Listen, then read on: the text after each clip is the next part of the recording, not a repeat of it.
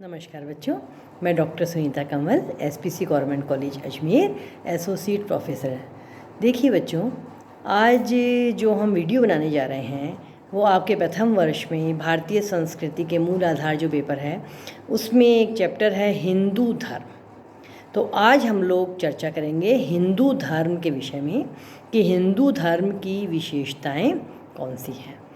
हिंदू धर्म जो है बच्चों वो विश्व के सबसे प्राचीनतम धर्मों में से है, इसमें कोई दो राय नहीं है।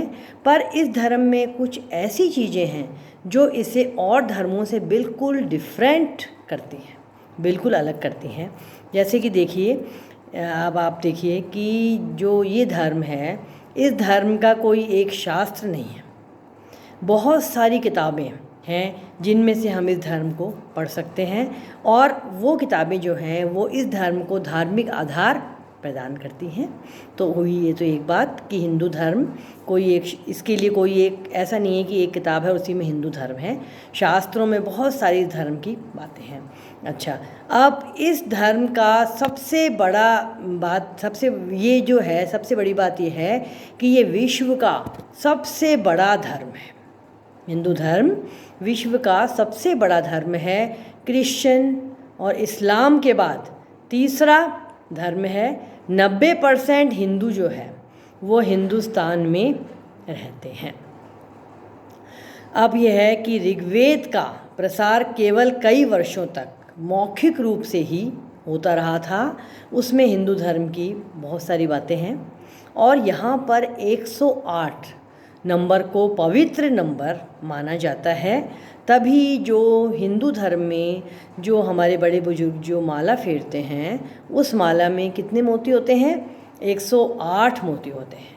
आपसे 2 नंबर का प्रश्न भी पूछा जा सकता है, तो इसीलिए इसमें 108 मोती होते हैं। इस नंबर को पवित्र शुभ माना जाता है। अच्छा, अब इस धर्म में एक बहुत ही अधिक खास बात हम देखें तो ये खास बात भी है कि यहाँ पर जितने भी त्यौहार और रीति रिवाज होते हैं वो सभी खास होते हैं। ऐसा नहीं है कि एक त्यौहार जो है वो बहुत अधिक खास है।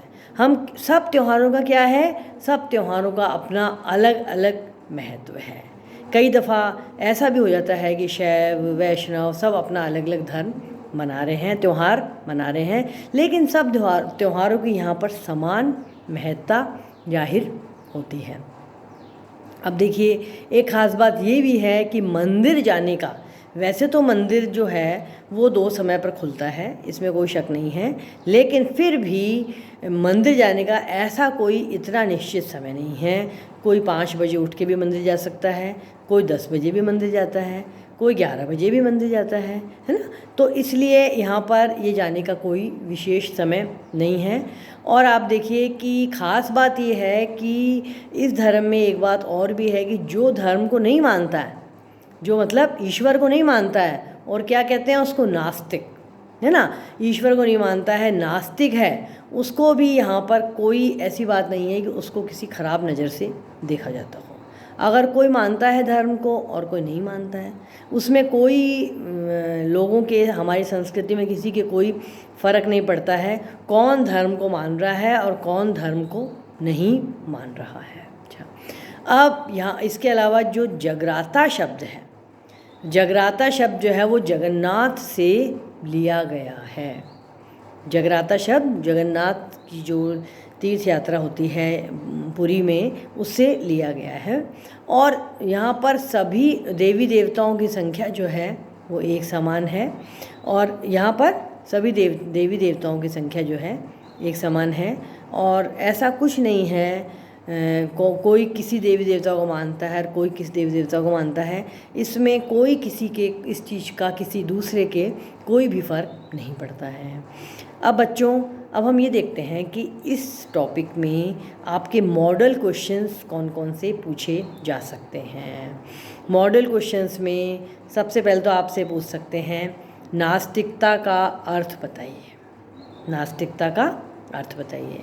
दूसरा प्रश्न आपसे ये पूछ सकते हैं कि हिंदुस्तान में कितने % हिंदू हैं और कौन से नंबर को सबसे अधिक पवित्र नंबर माना जाता है, या माला में कितने मोती होते हैं उनकी संख्या कितनी होती है। धन्यवाद।